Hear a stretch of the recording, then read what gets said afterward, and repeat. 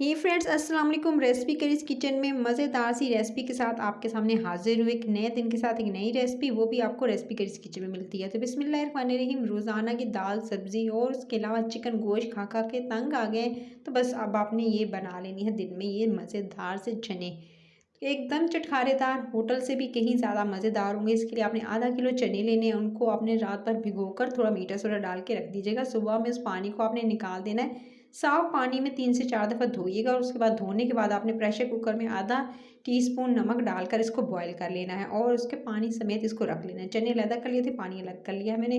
फिर मैंने क्या किया, मैंने लिए है तकरीबन ये 3 अदद दरमियाने साइज़ के प्याज और उनको आपने इस तरह से काट लेना है। चाहे तो मोटा मोटा भी काट सकते हैं, इस तरह स्लाइसिस में भी काट सकते हैं। उसके अलावा आपने 3 अदद जो है वो दरमियाने साइज़ के टमाटर लेने हैं और टमाटर हो गए, साथ में आपने 3 अदद जो है प्याज लेने हैं और थोड़ी सी लहसुन के जवे और 1 इंच का टुकड़ा अदरक का लेना है। ये तमाम चीज़ें आपने एक ब्लेंडिंग जग में डालनी है। तमाम की तमाम जितनी भी चीज़ें होंगी, टमाटर जो अगर आप बड़े साइज़ के ले रहे हैं तो फिर आप 1 या 2 इस्तेमाल कर सकते हैं। इन तमाम चीज़ों का पेस्ट बना लेंगे आधा कप पानी डाल के। और जी, इसका पेस्ट रेडी करने के बाद अब आपने क्या करना है, कढ़ाई में 2 टेबलस्पून ऑयल के डालने हैं और उसके साथ 1 टीस्पून सफ़ेद ज़ीरे का डालकर 1 से 2 मिनट आपने उसको भूनना है। और उसके बाद आपने इसमें शामिल कर देना है ये जो पेस्ट बनाया है ना तमाम चीज़ों का, जो मैंने अभी आपके सामने डाली थी पानी डालकर, उसको तो आपने इसका पेस्ट बना लेना है। पेस्ट बनाकर आपने इसका पानी जब तक ड्राई नहीं हो जाता आपने इसको अच्छे से कुक करना है, लेकिन इसके अंदर भी कोई मसाले वगैरह नहीं जाएंगे। सिंपल आपने इसका पानी ड्राई होने देना है, अच्छे से पकने देना है ताकि प्याज का और इसके अंदर जितनी भी चीज़ें ऐड होंगी उसका कच्चापन चला जाए। सो सिंपल आप इसको ऑयल के साथ अच्छे से कुक कर लेंगे, चाहे तो कवर करके यानी ढक्कन लगाकर कुक कर सकते हैं। तो ये देखते हैं साइडों पे जैसे ही ऑयल या घी नज़र आया, अगर आप ऑयल में पका रहे हैं, घी में पका रहे हैं या आप इसे बटर में पकाना चाहते हैं, ज़्यादा मज़ेदार बनाना चाहते हैं तो आप इसे बटर में कुक कर सकते हैं। तो तभी आपने ये देख सकते हैं मसाला बिल्कुल एकदम परफेक्टली भुना जाए, तो तभी आप इसके अंदर बाकी की चीज़ें ऐड करेंगे।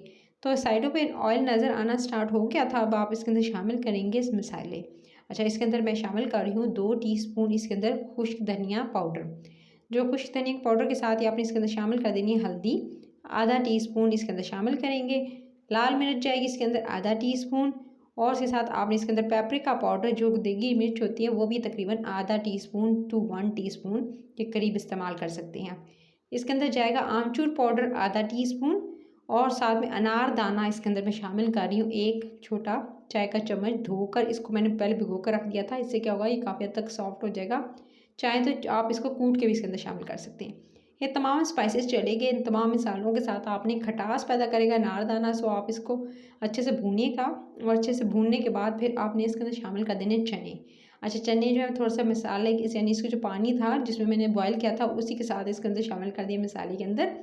और फिर आपने इसको 1 से 2 मिनट भून लेना है इस चनों को, इसी जो है ग्रेवी के साथ, इसी मसाले के साथ, ताकि जो है वो अच्छे से मसाला एक अच्छी सी ग्रेवी रेडी हो जाए।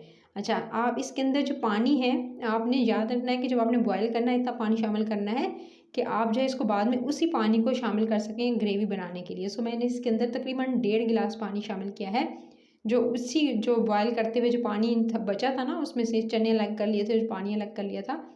सो वही पानी मैंने इसके अंदर यूज़ किया, 1.5 गिलास के करीब, ज़्यादा नहीं है। और बस इसके अंदर शामिल करके चने तकरीबन गले हुए हैं। उसके बाद आपने इसके अंदर नमक शामिल करना है। इस स्टेज पर तकरीबन मैं इसके अंदर 1.5 टीस्पून, 1 टीस्पून भी ऐड कर सकते हैं या जितना आप जो है वो खाने पसंद करते हैं। उसके बाद आपने गाढ़ी ग्रेवी होने तक, यानी जब तक गाढ़ा नहीं हो जाता, ये देख सकते हैं, आपने अच्छे से चनों को कुक करना है। अच्छी सी ग्रेवी अगर चावलों के साथ बनाना चाहते हैं तो वो इतनी ग्रेवी बेस्ट है कि आप इतनी ग्रेवी रखें। और अगर आप नान या रोटी, खमीरी रोटी के साथ खाना चाहते हैं तो फिर आप जो है इसकी ग्रेवी यानी इसको कम रखिएगा और इसको गाढ़ा कर सकते हैं। फिर ऊपर से आप डालेंगे थोड़ी सी जी आपने हरा धनिया और साथ में हरी मिर्चें डालकर इसको 1 से 2 मिनट कुक करना है।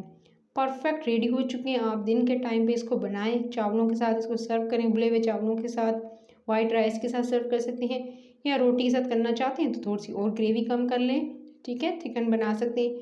जैसे ये दे सकते हैं 1 से 2 मिनट में जैसे थोड़ी सी सॉफ्ट होंगी हरी मिर्चें, बस आपने चूल्हा बंद कर देना है और ये परफेक्ट रेडी हो चुके हैं दिन के खाने के लिए आपके चने।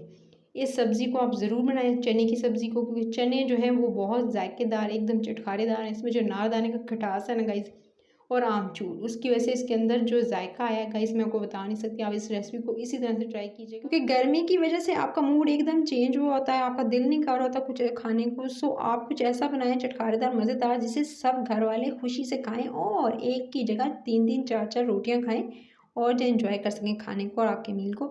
सो आपने ऊपर से थोड़ी सी हरी धनिया और उस तरह से गार्निशिंग कर देनी है, थोड़ा सा डालना है उसके ऊपर गरम मसाला और ये मज़ेदार से चने हो जाएंगे सर्विंग के लिए रेडी। रेसिपी अच्छी लगी तो लाइक शेयर और चैनल को सब्सक्राइब कर लीजिएगा, ज़्यादा लोगों को शेयर कीजिएगा ताकि वो भी बनाए। अपना ख्याल रखिए, टेक केयर।